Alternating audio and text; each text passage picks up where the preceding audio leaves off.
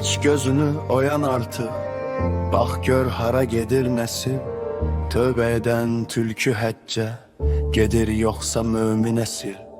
Bir ləqəbdir yoxsa şöhrət, hardan gəlir belə hörmət?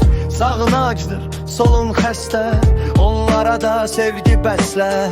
Xəbərin var atalardan, övladı ac gecə yatan, əlindəki yaralardan aldığı pıl qana batan. 5 qat hacı olmur vallah, vacibatdı bir dəfə get. Vaxtın olsa bir dəfədə, çaresizler tərəfə get.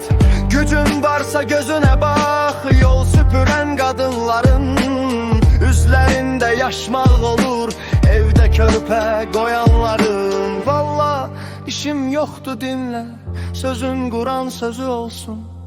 Beni boş ver, onu dinle, yetimlerde gözün olsun.